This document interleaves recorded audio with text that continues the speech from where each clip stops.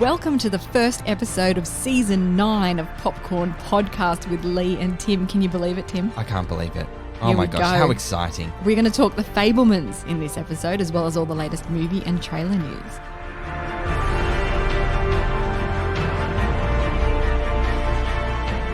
I'm Tim Ifland, movie buff. And I'm Leigh Livingstone, entertainment journalist. And we love to talk all things movies and probably the perfect film to talk movies about with Spielberg behind The Fabelmans, which is a cinematic memory of the forces and family that shaped legendary filmmaker Steven Spielberg's life and career. It's ultimately a universal coming-of-age story about an isolated young man's pursuit of his dreams and an exploration of love, artistic ambition, sacrifice, and the moments of discovery that allow us to see the truth about ourselves and our parents with clarity and compassion. It's a deeply personal movie from Mr. Spielberg here, isn't it? Yes, and we'll learn that in our discussion today. Yeah. The movie is, of course, directed by Steven Spielberg from a screenplay by Spielberg and Tony Kushner. The Fabelmans stars Gabriel LaBelle, Michelle Williams, Paul Dano, Seth Rogen, and Judd Hirsch. I'm so excited to talk about this film with you. I love a Spielberg film. Yes, we're huge fans of Spielberg as a director, as a storyteller, since he's been making films for, 50 decades or something? Sorry, 50 decades. Jesus. 5 decades? Yeah. 50 decades, gosh. I wish that was the case, though. I wish he could hang around for 50 decades. That would be selfish, but wonderful. That would be wonderful.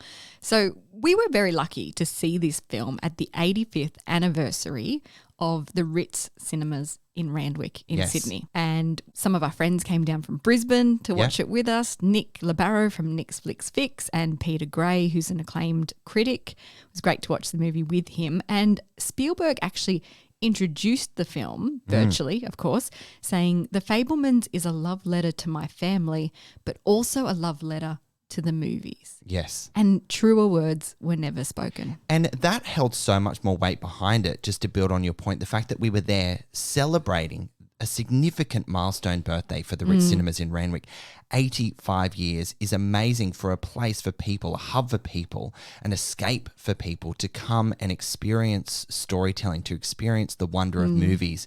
What a special moment that was for it to be capped off with the perfect film to put on, which is like a homage to film, a homage to Spielberg's life through the lens of one of the greatest filmmakers of all time. This film is one of the purest embodiments of storytelling I think I've ever seen. It's a personal coming-of-age tale, as we said at the beginning, but it's also so much more. You know, it's an ode to his family, of course, but also to all families. You know, a young boy played by Gabriel LaBelle, who plays Sammy Fabelman. So it is autobiographical, but not strictly like he's not called Steven. He's not called Steven. Yeah. Right. What do you reckon the reason is for that? I think that must have been a separation. I think it could have been maybe one part too self-indulgent if he called the titular character Steven. But then there was, I guess, an opportunity then for Steven and Tony Kushner to have maybe some creative license in how to formulate the memories of Spielberg's life and to position them as this fictitious, semi-fictitious character in Sammy Fabelman. I think it just gave them more breadth to tell a story on their own terms. And I think it's also a good way to bring the audience in and have the audience connect with this story, because if you say it's Steven Spielberg, you might not be able to connect with it as well because he's Steven Spielberg. He's a god among men.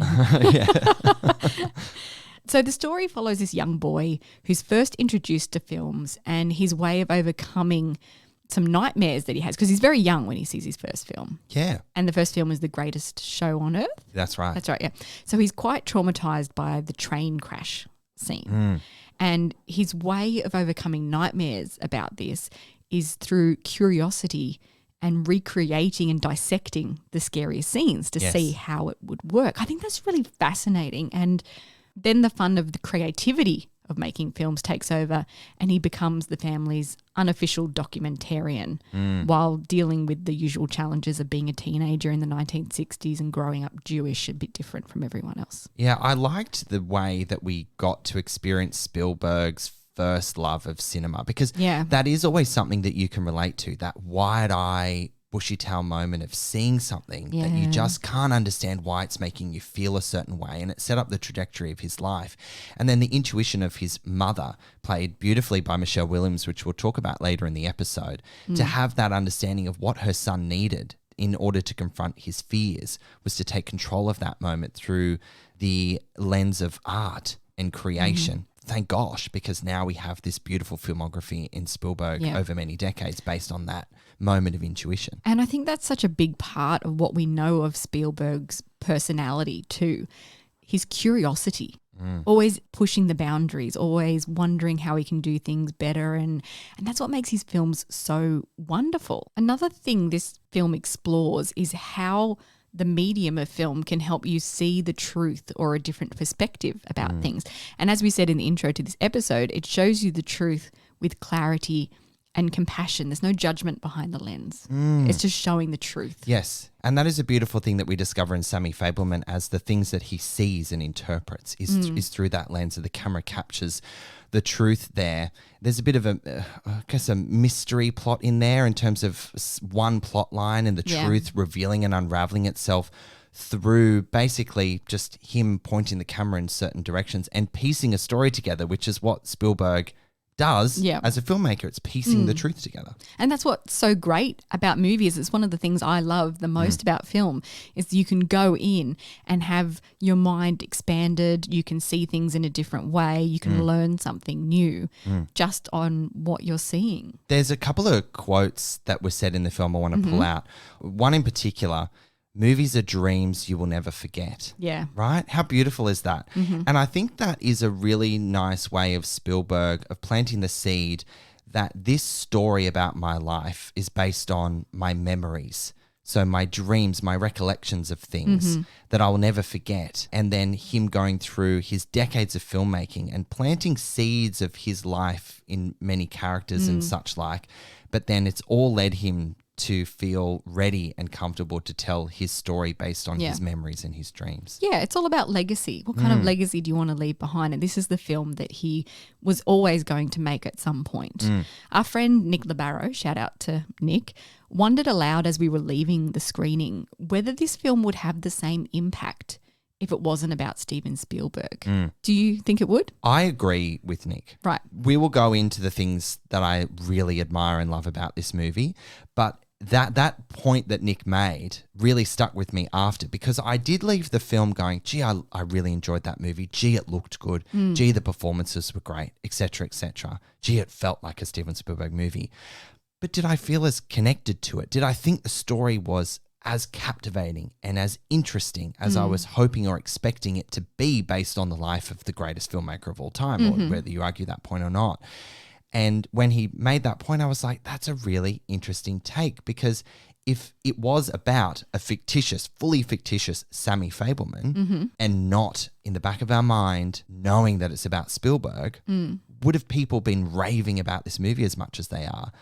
What's your take? I've changed my mind, because when we came out of the screening and Nick said that, I did think, oh, yeah, you might have a point, because it's a very sweet film, but without that extra layer of the iconography, it's just a really sweet film. But having, worked through my notes and had a bit more of a think about it and remembering how I felt while I was watching the film, I've changed my mind. And I think, no, it's just such a well-made film that if it was about a fictitious Sammy Fabelman, I think it would have the same impact, because the themes are so universal. That's true. It's about one family, but you can see all your families in there. Yeah. And it's also about that universal moment where a child sees their parents in a different light. They're no longer just your parents. They're fully formed people with desires and mistakes and foibles and loves, all of their own. And I think that's such a universal thing that people can connect to. And that's a beautiful layer of any coming-of-age film. And Spielberg is like the king of coming-of-age movies. So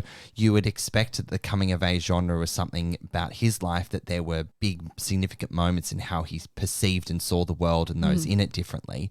So you do make a good point. And in the podcast, like Leigh and I, we watch a film, and quite soon after seeing it, we're recording our thoughts on it and we're publishing the episode. Yep. This has been maybe a privilege to have it sit with us for a little longer, because we saw it pre-Christmas. We Gosh, did. it was like, was it November or December? Yeah, early December. I Early think. December. So we're talking minimum 4 weeks ago. Yeah. So I wonder, how our conversation would play out if we'd done it days after like we normally do. And then now it's interesting. I love that your relationship with the film has changed because you've had time to sit with it. Yeah, and really, really think about what I loved about it and what I didn't like about it. Was there anything you didn't like about it? Well, I've already referenced that I didn't feel as much of a connection to it. And I agree with Nick that if it wasn't known to be about Steven Spielberg, would everyone be raving about it? I did have, and this is just the most boring thing that we've said on the podcast all damn year, is that films are too long these days. Yes. This is a 2.5 hour film, Yes. and it felt 2.5 hours. Yeah. And I felt that there were some quite jarring pacing issues with the movie, especially when they moved to LA. It almost felt like a completely different film. Right. There's all the kids in the high school and the bullying and the anti-Semitism coming to the surface. Not that that was a problem to be explored. It was interesting and complex and beautifully portrayed, but it almost felt like Spielberg had closed the chapter on one part of the film and opened another. And I was like, oh, okay. Oh, so we're still going with the same story, but it just felt really different for me. Yeah, well, we all know how vocal I am about movies going on too long. It was long and it did feel long in places, definitely. But, I mean, let's talk about Spielberg a bit more as a director, please, because I just love talking twist my arm. love talking about Spielberg. Where do we start with him as a director? He's an innovator. He's a storyteller. He's a magician. His films solidified my love of movies. Like, there's no doubt about it. 100%. I love that you call him a magician, by the way. Yes, he's a magician. Yeah. He makes magic. Yes. His films obviously are so well known. E.T., Jurassic Park, Indiana Jones, Hook, Jaws. These are just the ones that he's directed. I could go on and on and on. Like, as a producer, he's been behind so many others. Hook is one of my favourite Spielberg films. Yes. For some reason, people seem to be on the fence about that. But Yeah, I don't understand that. even revisiting it as an adult, I have very fond memories of it watching as a kid. But even watching it as Bangarang. an adult, yeah. Rufio. There's so much to the universality of Spielberg's stories. There's so much to relate to yourself about, well, the story of Peter Pan, my goodness. But then if Peter Pan grows up, how does that change the narrative? And as an adult, you really connect with Hook more, and the beautiful performance from Robin Williams. I mean, I could go on. We're not here to talk about Hook, but I just wanted to call that one out. I'm glad you mentioned it because it's one of my, it's probably my top 5. I feel exactly the same, and I've never understood why people don't like it. It's a really interesting take on a story that's been told a million times. 1,000,001 times. I think what people don't realise is most of Spielberg's movies have been a reflection of his life in one way or another. E.T. was inspired from his parents' divorce and how that affects siblings and how they come together and look after each other. It's also said that he created an imaginary friend to help him cope with divorce. Okay. And what if that imaginary friend was real and an alien? A lot of his movies come out, what if? Yes. What if? You also hear about what a gentle director Steven Spielberg is, especially with child actors. But he's always able to get the reaction and the shot because people respect him. And it took time to build that over decades and decades, but he's always kind of had it, I think. We haven't mentioned, but we interviewed Gabriel LaBelle, who played Sammy Fabelman. Beautiful interview.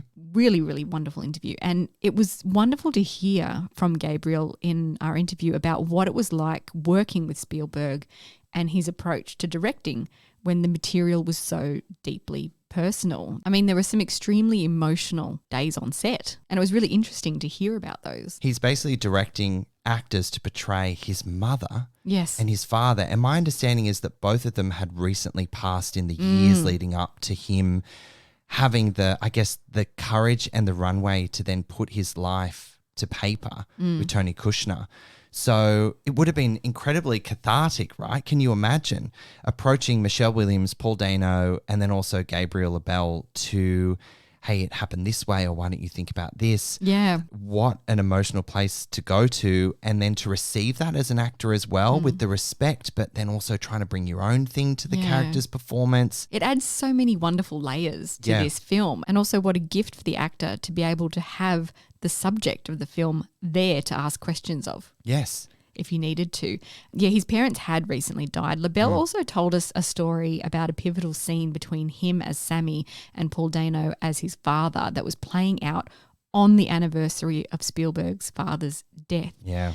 which must be incredibly cathartic to watch play out, but also really taxing for a director. One thing you can really see in this movie too is how Spielberg's parents have shaped who he is and his filmmaking style.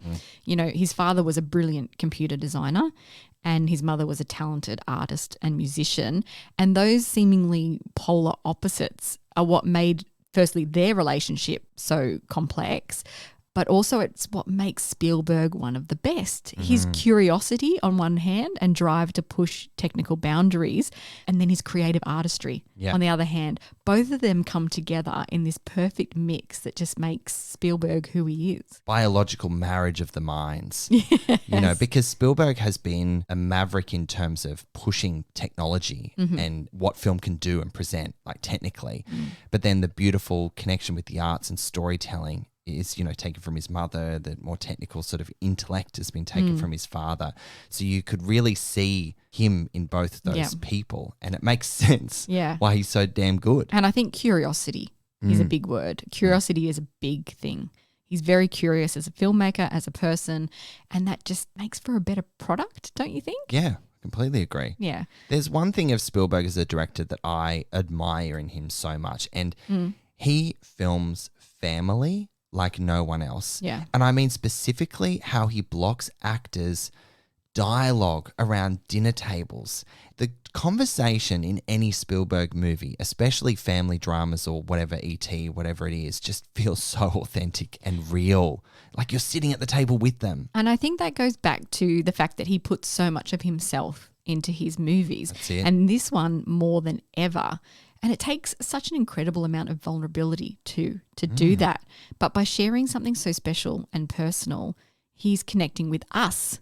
And that's what makes the best Spielberg movies so wondrous and memorable. And it's what this movie is saying on a deeper level, I think, about the joy and the passion and the struggle between art and life. Yes. It's give and take. Yes. And the pressures within that family on, you know, his father didn't accept that he had this passion for filmmaking. I think he or encourage him through that. Yeah, no, I think he did. His father never discouraged it, I don't think. I mean, you're not wrong. But he didn't take it as seriously. He didn't fully understand, I guess. It was a hobby. Right, that's it. He says it in the film countless times. When you're going to move away from this hobby, it's just a hobby. It's never in a mean or aggressive way. Like he doesn't ever portray his father as being like, you know. Villain. Yeah, there's no villains in this film. There is no villains, even though there are some things that people might have strong opinions about happening. Yes. There's no villains. Everyone's just human. Yeah, everyone's just human. That's the perfect way of putting it. Speaking of the characters and being human, let's talk about Gabriel LaBelle. What a superstar. Oh my God, this kid is going places. Yeah. This kid, he's in his early 20s. I'm showing my age now. Yeah. Watch this space, definitely. He was so delightful to chat with. And of course, we don't know what Spielberg was like 60 odd years ago, but you could really get a sense of his spirit and the way he smiles and the way he holds himself in Gabriel's performance. Yes. You've pulled out this word of curiosity a lot in the episode so far, and you could really see the portrayal of Gabriel LaBelle's character in playing in that space of curiosity. He is deeply charming. He's very cute and innocent at times. There's a world that he's trying to navigate in his adolescence, which is really fun. That particular, the praying scene when they live in LA. Wasn't that a great uproarious reaction from the audience? Yeah. I mean, in terms of sharing an experience with strangers, I mean, one, that's what Spielberg does best, but that particular scene, I think, was just, it felt really good. It was funny. It was good. And it felt natural too. It wasn't playing for comedy. It's the comedy born out of situations in your life that you come across that couldn't be made up. No. Stranger than fiction. Right, that's it. It did definitely feel like a stranger than fiction moment that I'm sure many people in the audience could relate to, that's for sure. But Gabriel LaBelle, absolutely fantastic performance, really carries the film. And then, of course, you have the amazing Michelle Williams as his mother, Mitzi. Yeah. Gosh, the sadness in her eyes sometimes when she's smiling broke me. I felt very overwhelmed more than once by that portrayal. Yeah, there's this one moment in the film where they've moved again. They moved a lot. And Bert, the father, picks her up for Sammy's camera and spins her around in the new house while the kids are playing. And there's this close-up on her face that is absolutely heartbreaking. It's her Oscar nom shot for Right. sure. Oh, you're calling it? I'm calling it. Yeah. The camera can see the pain and the loss behind those smiling eyes. Like she's got this really tight smile on her face that nobody else would notice anything is wrong with, but through the camera, Sammy can see something else. Ah, Leigh, so true. Gives me goosebumps, that performance. Isn't it interesting that you see the film through more than one lens? You've got the lens that Spielberg is pointing for us, but then there's the lens that Spielberg is pointing for the character and us at the same time, and the interpretation of those experiences is so rich and layered. And I think Michelle Williams' character of Mitzi is complex, very layered, very nuanced. She's struggling with mental health issues because she doesn't really feel like she has purpose. She's given up her concert pianist life to support her husband's career. So she feels lost, but then also energized to encourage her children, especially Sammy. That is a beautiful, beautiful connection there. She's a pure artist at heart. Exactly. And very talented. Then we've got Paul Dano as Bert, as the father, who he gives a really strong but understated performance here as the rock of the Fabelman family. And when he was cast, I thought, Paul Dano? A bit young? Maybe, Right. I don't know. Like He aged up well in this character, I feel. Without makeup and prosthetics or anything like that. It's his performance. It's a really great performance. Yeah. And Bert's a very kind man who maybe doesn't understand Sammy's interest, but as I said, he never discourages it. He's a family man through and through because he has big ambitions not only for himself but for his family, because his personal ambitions will support his family in life. And maybe he's got a bit of tunnel vision there and doesn't use his peripheral vision to understand how that's affecting, and therein lies some conflict within the family dynamic. He's a grounded character. I think you mentioned that before. Yeah. Which juxtaposes really well with the free spirit of Mitzi and Michelle Williams. I liked Paul Dano. I'd have no fault in any of the performances here, but it is really interesting. I'm keen to hear your thoughts. When you have an actor who's been in multiple films in a year, going from him playing the Riddler in the Batman, early 2022, and then playing Steven Spielberg's father in the Fabelmans, do you struggle to disconnect those? Like, does it take you a while to shake your, last time I saw Paul Dano, he was an absolute fucking psychopath. And then now I'm meant to believe that he's this ambitious family man. He has such a varied career, and I see what you're saying. That it's so close together. Is that what you mean? That it's so close together. That's part of it for sure. But I think in the Batman, it was such a different performance, and physically he's very different. And maybe that's why I kind of turned my nose up at him playing a father, because I thought, you're young and you're wild and you're crazy. But he does have quite a varied career, and an impressive one at that. I've just always seen him as younger. Yes, and a bit left of centre. Yeah. I mean, Spielberg has directed him beautifully here. Yeah. So it's a different side of Paul Dano as an artist that we haven't seen before, and I hope we see more of it, because there's some legs in his ability to present in this way. I'm really excited to see more. We've also got Seth Rogen, which was another surprising casting choice, I thought. I mean, that was the one I felt a bit uneasy about going in without having seen it. I was like, really, Seth Rogen? What's the go here? Yeah, but he delivers a really sweet performance as Uncle Benny, who's Bert's best friend, who's carrying this secret burden, and he doesn't labor on that fact, but you can see it in his performance. And I just thought he did a really beautiful job as well. He is definitely a supporting character, and yes, you do get the Seth Rogen infectious energy coming in, but definitely feeling like the cool fun uncle, which we haven't seen him do before, but toned down, definitely toned down. I was really impressed with his performance. I thought it played perfectly in it for as long as it needed to. And I left the scenes where, the story moves on and he's no longer in it or whatever. I thought that was really nice. That was the right piece of casting. And I don't know how Spielberg landed on him, but it worked. Now that you've said that, I did think his departure was quite sudden. It was abrupt. And not explored. Yeah. This is the part of the pacing and where the film kind of turns on its head and feels like a completely different movie. Yeah. It's around that time. And when you leave characters in the dust, you do feel a bit confused. He was such a big part of the film before that. Yeah. Yeah, and then suddenly he's gone. He's gone. Judd Hirsch, let's talk about Judd Hirsch. He comes crashing into the Fabelmans' lives as the mysterious great uncle Boris. Boris. What a name. He's a man who left his family to pursue his passions, and he's had many adventures working for the circus and performing. He gives Sammy a bit of future insight into the struggles that he's going to come across between art and family and the sacrifices that will need to be made to be able to pursue your dreams. Which would have been a really vulnerable thing for Spielberg to put pen to paper on, to reveal that, because the torment of any artist is real, and unless you are in that space, you don't fully understand. So I think Spielberg's trying to let us in to understand what it's been like for him, because he's an imperfect person. He's had divorce in his life and all the rest of it. So I think it was like a little, this is what it's like. Yeah. Yeah. I think this is what that character said in this movie. He said to Sammy, we are all junkies for art, and art is our drug. Yeah. So he always came in with these great pearls of wisdom or one-liners that you take away and interpret it how you will. He's a larger-than-life character. Very, very well played by Judd Hirsch. Big impact in the movie. Big impact. Yeah, and Spielberg has previously said that that's maybe where his showbiz genes come from. His great uncle Boris, who was a performer. Where the jazz hands come from, so to speak. Definitely. You can see that for Can sure. you imagine Spielberg doing jazz hands? Now I want to see it. On the red carpet. Yes, please. Razzle dazzle. The way The Fabelmans is filmed is quintessentially Spielberg. Right. Wouldn't you say? That's almost all you need to say. Yeah. Right? But we'll say a little more. You can recognize his style immediately in the angles of certain shots and how he frames those shots. For example, often we're watching the action through a camera reflection or through the lens, as you said earlier. There's a scene where the kids are watching Mitzi's hands move over the keys in the reflection of a piano, and that's very Spielberg. It gives that dreamy film-like quality to the memories.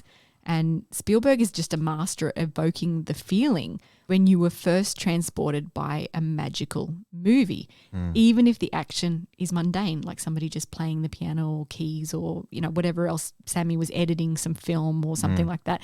It evokes that dreamlike quality that pulls you in and makes you feel like you're watching movies for the first time. Oh, so well put. Don't you think? Yeah. You mentioned that there's like the mundanity in certain movements, but there is a pretty spectacular moment in the movie where they chase a twister, where they chase a tornado. Yes. It works somehow, and whether it's metaphoric or not or real, you can interpret it how you will. But it reminds you that the man behind the camera, Spielberg, is like this big action filmmaker as well as he is a nuanced family drama filmmaker too. Yeah. And then, of course, delivering the cinematography is Janusz Kaminski, who's worked with Spielberg, of course, on Schindler's List and Saving Private Ryan, incredibly, incredibly talented director of photography. Yeah. And, of course, so many familiar names pop up on a Spielberg project. Why fix what ain't broke? And keep working with the same people that that do the great job. You got John Williams music. I mean, hello. Yeah, what a beautiful score. Right. Production designer Rick Carter. Yeah. It's edited by Michael Kahn. These are all people who have followed Spielberg through his career and who he works with regularly. Yes, and there's that respect, that trust in telling a story like this with all his old faithfuls. The visual stamp that Spielberg has, you mentioned it already, is unmistakable. You know you're watching a Spielberg movie. And I felt this significantly in the remake of West Side Story that we saw at the end of 2021, where I took away the same feeling in The Fabelmans, that you are utterly convinced about the time period that you're in and the aesthetic of it, that it feels like a lived-in world. There's something about how a Spielberg film is lit that I will never not drool over. Like, it is just so beautifully framed and lit in every moment, and I just can't get enough of it. There's quite a funny joke about Spielberg's framing towards the end of the film Yes. and some advice he was given by a very prominent director Yeah. about how he should frame the horizon. And then he kind of adjusts Yeah, the it's camera good. It's to a do really that. fun way for the film to kind of come to a conclusion. Speaking of coming to a conclusion, should we wrap up our review of The Fabelmans? Yes, let's give it a go. Indeed, Spielberg's love letter to cinema and his parents as muse, The Fabelmans has a lot to offer. Brilliant performances from each and every cast member, especially Gabriel LaBelle, and an art to filmmaking that only Spielberg can deliver. I enjoyed this one, but as I mentioned, I didn't fall in love with it as I was expecting to. It is wonderful, it is inspiring, but lacks some pace and felt a little overbloated in parts that left me wondering if this wasn't known to be a film about Spielberg's life, would everyone be raving about it as much as playing on Nic LaBelle's point earlier? I will leave that up to you to decide when you see the film. I'm going to rate The Fabelmans 3.5 popcorn kernels. Well, one thing I love among so many about movies is how they spark the imagination, and Steven Spielberg is a master at doing just that.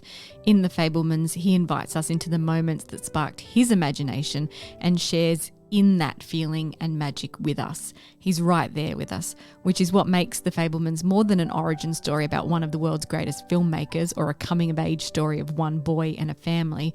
It makes it a celebration of all the joyous things we love about movies, the epitome of that shared cinema experience, and the wonder and curiosity of finding and following your passion.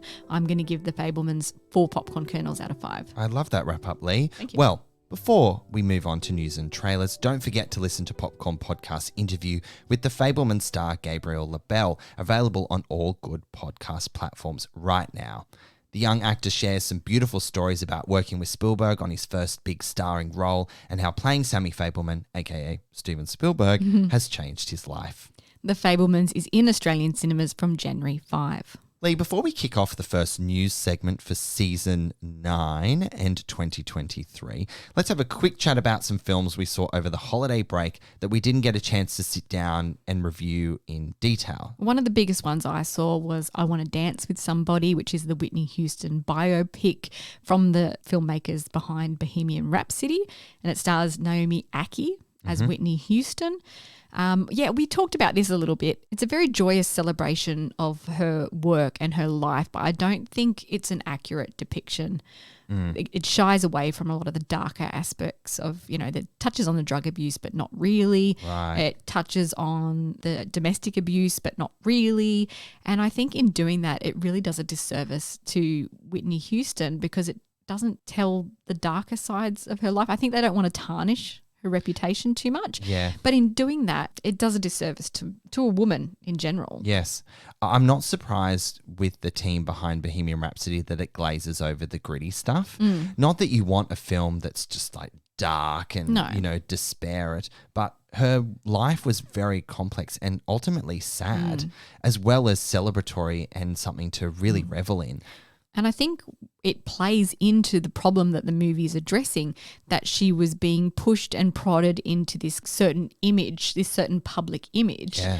And this movie is just reinforcing that rather than celebrating the whole woman and who she was, warts and all. And I don't think that was the right way to go, but you expect it, as you said, from the filmmakers behind Bohemian Rhapsody. Yeah, look, I didn't see the film over the break, and I feel like I might just sit tight and maybe watch it at home in my own time. But I've told you and listener, go and watch the documentary called Whitney, which is a couple of years old now, and that is one of the best documentaries about a person that I've ever watched.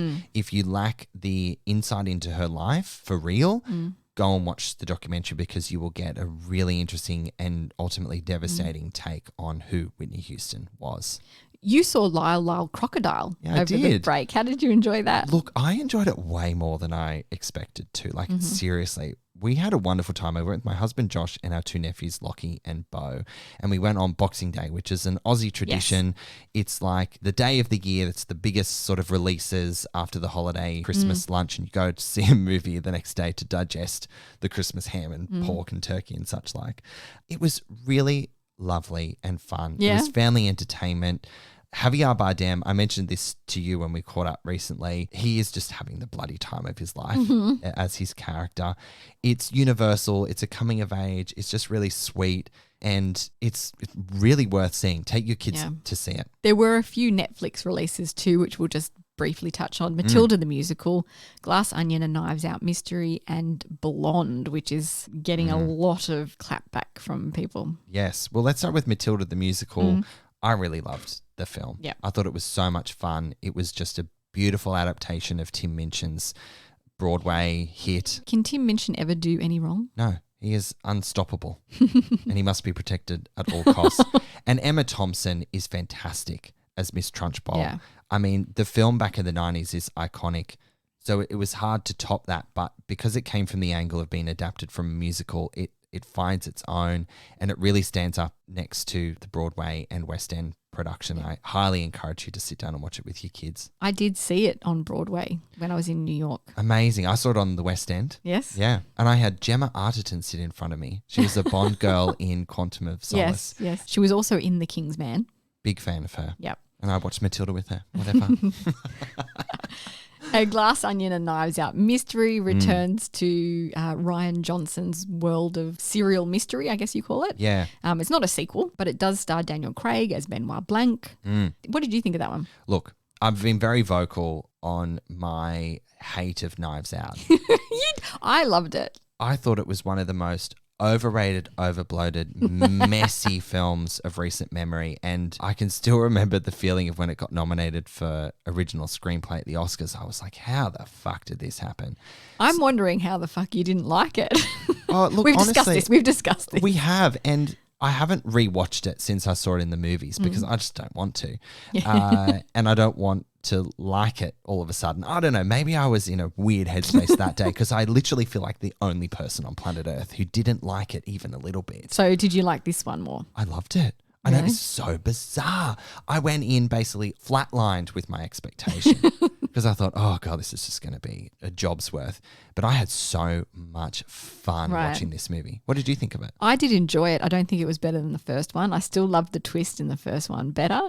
This one offers a lot more. It's very different, which is good. You don't want to just be rehashing the same crap over and over again. Sure. The characters were really interesting. You've got Catherine Hahn, Kate Hudson, Dave Bautista, Edward Norton. Like you could just go on. Janelle Monáe is fantastic. MVP of the movie. Yeah. My goodness. She's so good. She's brilliant. Hugh Grant pops up as Benoit Blanc's husband. So odd. I loved it though. That was one criticism I had. There's so many really jarring, random cameos, either verbal or physical, when they're referencing celebrities. And I mean, the characters are of that insufferable world of privileged and power and influence in society. So it makes sense. But when Serena Williams shows up, on the screen, I'm like, what the hell's going on? Anyway, that felt a bit odd to me. That was a bit strange. And then, of course, Blonde, starring Ana de Armas as Marilyn Monroe. It's based on Joyce Carol Oates' novel, which I'm currently reading and finding it quite difficult to get through. You were halfway through when we sat down to watch it together the other day. Will you finish the book? It's a bit of a chore. Yes, I will, because I have to finish a book when I start it, which is a real pain because I'm also struggling to get through Debbie Harry's autobiography. Oh, who's Debbie Harry? From Blondie. Yeah, and it's just written in a way that's very esoteric and very arty, and I'm struggling to get through it a little bit. But same with this, I'm struggling to get through Joyce Carol Oates' book. Yeah. Then we sat down together and watched Blonde, and we had the same sort of thoughts as everyone else. Like, what did we just watch? Yeah. It was a very interesting experience. And Ana de Armas' performance is wonderful. It's brilliant. She's really, really good, but the material is terrible. Yes, and very confronting and unsuspectingly so, and I think unnecessarily so. You wonder why there's a fictitious take on the life of a real life person in the first place. Yeah, and some of the things I'm finding from the book, it's just very slight changes, and you think, why? Why? A lot of the criticism about the film is that it doesn't, again, see her as a fully formed person. It shows the victim, Marilyn, the one that was put upon, the one that's treated like a piece of meat, et cetera, like the media image of her. Yeah. And that's what people have a lot of problem with, that she was actually a really smart businesswoman and she's just shown as this pathetic, like snivelly, daddy. Always crying. I think we were talking, she's crying again. Yeah. Looking down the barrel, looking all lost and confused. I think it does a real disservice to Marilyn Monroe, and there are better films out there about her. Having said that, the movie is visually so arresting. Incredible. And they made it on a US $22 million budget, which is beyond my comprehension of how they delivered such a product on that budget. And the way it's filmed is to show her mental state devolving. And the film starts getting very choppy and very different styles and all these weird kind of things. And it's just, There's really interesting ways that they use the camera and edit and sort of visual effects that manifest themselves in moments, which keeps you engaged for the 2 hours, 47 minutes this movie goes for. It's too long as well. It's very long, but you feel quite uncomfortable during and certainly at the end when you're then thinking back about what you've just watched. And also one thing we said, it doesn't really explain a lot of the things that it's showing. And it jumps in time a lot too. It jumps in time a lot, and you don't get a sense, like her mother's there at the very beginning, you don't really get a sense of how her mother treated her, how she grew up, but you get like little snippets of it, and it's not enough to give you a fully formed idea of this character of Marilyn. Which is bizarre when you think the film's almost 3 hours long and you think you had time to explore these things in more depth just to help the audience through, because you're not only like creating a fictitious version of someone's life and you're twisting things. And so even if you have an understanding of Marilyn's life in detail about the people she met, she married, the experiences she had, the films she made, the struggle she had, they're slightly different. And they're not helping you join those dots in how they want to present her life. And so you feel quite confused a lot of the movie. Yeah, like there's a lot of assumed knowledge in there, but also how can you assume the knowledge when it's a completely made up story? Right. Oh, my God, we could go round and round in circles, right? All right, let's move on. Now that Avatar, The Way of Water is finally in the world, it's smashing box office records, which was expected, right? Never. What's the thing that people are saying? Never bet against Jim Cameron. Yeah. It's officially passed the US $1.5 billion mark now, making it the highest grossing film that was released in 2022. Damn. Well, Top Gun Maverick was still the highest grossing film in 2022, but now The Way of Water has overtaken its US 1.49 billion overall takings. Speaking of gross, it's a bit gross, isn't it, to always be relating a film's success back to money? But the box office for this one was very important because of the studio investment in a slate of 5 films, as well as its huge $350 million budget. Which is probably a modest. It's probably way more than that. And the other sequels are no doubt going to expand upon that budget as time goes on. You are right in saying that it is gross, that we're focusing on the box office takings. But even the conversation, the marketing trail from James Cameron is like, well, this movie needs to make $2 billion to break even. Like, do you want more Avatar sequels? We'll go and see it and then we'll make more. Like he almost put it on us to go and see it. So no doubt that's what the big headlines are more about, how much money it's making than rather if the film is good or not. Right, yes. I think. And if you want to know if the film is good or not, please check out our review, the last episode of 2022. It's a good episode. Yeah, it's our longest episode. Speaking of films that went on forever, it's our longest ever Popcorn Podcast episode. Well, I mean, when you have a movie that's 3 hours and 12 minutes, you can't talk about it in half an hour, right? No, exactly. Well, speaking of films still to come, in a recent interview, James Cameron has revealed Avatar 3 will introduce a third clan of Pandora that shows off the Na'vi's darker side, which we've never seen before. They're all kind of painted as good people. Yeah. Are they? Yeah. So Cameron says that Avatar 3 will explore different cultures from those I've already shown. The fire will be represented by the Ash people. I want to show the Na'vi from another angle because so far I've only shown their good side. So he's saying it himself. Yes. So Cameron continued, we will also explore new worlds while continuing the story of the main characters. I can say that the last parts will be the best. The others were an introduction. Gee, I love how overzealous he is in positioning his stories. A way to set the table before serving the meal. So he's saying, hang on to the end. Yeah. Get me to the end. He might not be helming the end films, though. He has dangled that in front of us. So what, was Avatar an appetizer, The Way of Water an entree? And so is 3 and 4 like the main meal and then 5 is the dessert? We're never leaving this restaurant. I always get dessert. So I want number 5, please. Okay. So some years ago, the titles for the Avatar films were actually leaked and The Way of Water ended up being the correct title. The third film at the time of the leak was titled The Seed Bearer. But of course, anything could have changed since then. We'll just have to wait a bit longer before we find out whether it's going to stay the same. Gosh. I think that we'll get a title really soon because number 3 is meant to come out in 2 years. End of 2024. Just around the corner. Just around the river bend.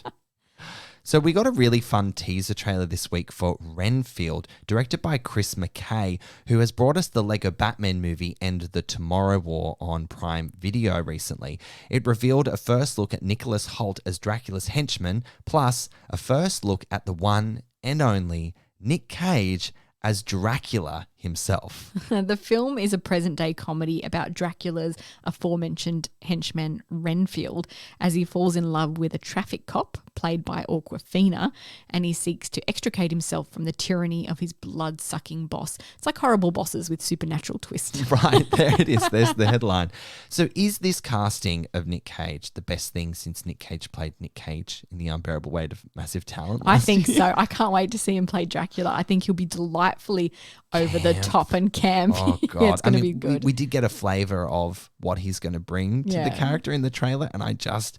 Damn, I want more. I want it. So excited. Renfield is due to hit Australian cinemas on April 6 this year. So speaking of Nic Cage, he's also been dropping tidbits about the Face Off 2 sequel, sharing that Adam Wingard and Simon Barrett's pitch for the direct sequel would involve Castor Troy and Sean Archer's, John Travolta, children becoming involved in their rivalry. Yeah, so the film is still in the very early development stages, and we spoke to Simon Barrett actually about how that was going in a recent interview with the writer, who is currently working on Godzilla vs. Kong 2 and Thundercats with his co-writer pal Wingard. Gosh, the only thing I heard in that whole thing was Thundercats. Yeah. I just loved that growing up. Yeah. So make sure you check out that interview on YouTube and all good podcast platforms. We also got a new trailer for Christopher Nolan's upcoming epic Oppenheimer over the break.